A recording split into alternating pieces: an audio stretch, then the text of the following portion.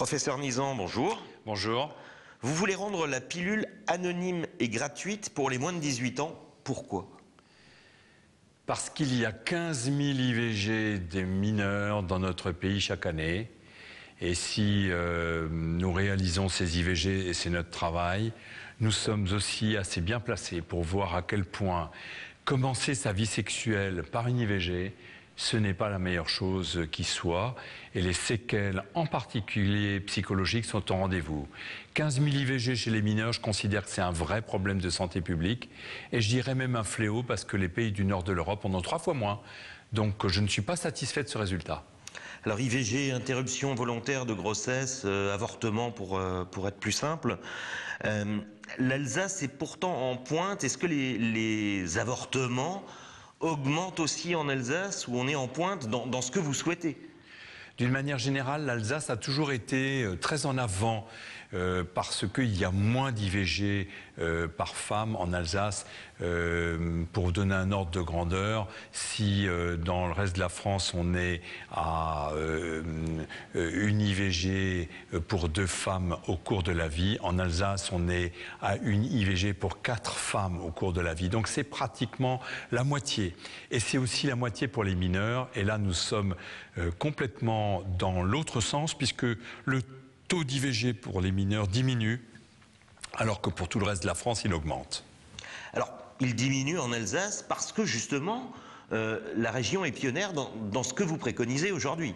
Oui, beaucoup de groupes comme le nôtre, comme Infoado, fonctionnent tant dans le Haut-Rhin que dans le Bas-Rhin pour s'approcher des jeunes dans le milieu scolaire, leur donner de l'information à peu près en classe de 3e et accueillir ces jeunes gratuitement et anonymement, sans les examiner, dans les structures publiques, que ce soit à Strasbourg, Colmar, Mulhouse, pour leur donner gratuitement contraception et préservatifs.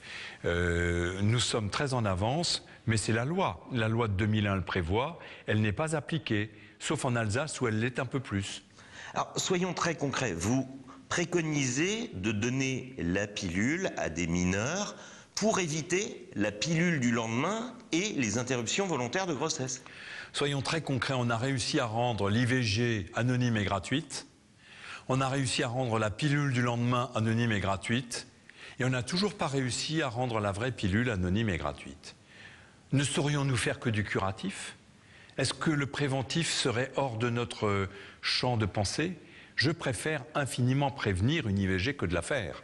Et donc oui, je propose que non seulement la contraception, pas la pilule, la contraception, parce qu'il y a de très nombreux moyens de contraception, que la contraception soit gratuite pour les jeunes femmes de moins de 18 ans, y compris les consultations pour l'obtenir, et de même que cette obtention soit confidentielle par rapport aux parents. Nombre de jeunes femmes de 15 ans, 16 ans, qui en sont à leur premier amour, n'osent pas en parler tout de suite à leurs parents et savent que si elles vont chercher sur la sécurité sociale de leurs parents une contraception en pharmacie, les parents seront informés. Ceci n'est pas raisonnable. Alors anonyme et gratuite et sans que les parents puissent être informés, ça pose pas un autre problème? Est-ce qu'il ne faudrait pas aussi informer les parents et les responsabiliser? Parce que là, c'est un peu dire, les parents ont démissionné. Les parents n'ont pas démissionné et les parents vivent une période difficile. C'est difficile d'éduquer des enfants aujourd'hui.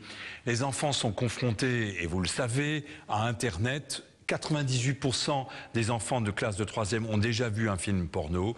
Les parents sont dans une très grande difficulté en ce qui concerne l'éducation de leurs enfants. Alors pourquoi ce coup de gueule aujourd'hui? Ce coup de gueule aujourd'hui parce que nous savons bien que si nous avons 15 000 IVG chez les mineurs en France et que ce chiffre augmente, c'est parce que nous n'avons pas fait ce qu'il fallait.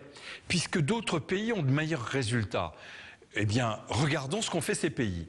Ils éduquent leurs enfants en classe de 3e et 4e, et même souvent déjà avant. Donc ils ont fait une éducation. Nous, on l'a mis dans notre loi, juste pour faire des moulinets avec les bras, mais on ne l'a pas fait. Ils ont rendu confidentielle la contraception. Ils font en sorte que les jeunes aient non plus une sexualité taboue, que bien sûr on ne peut pas prévoir, mais qu'on considère et que la société considère qu'un jeune qui souhaite avoir des rapports sexuels puisse les prévoir, les anticiper et ne se retrouve pas dans une situation où il n'a pas d'autre choix que de prendre des risques. Cette manière qu'ont les Français d'ignorer la sexualité des adolescents, qui est tabou dans notre pays, elle est très chèrement payée par nos jeunes femmes. Professeur Nizan, merci.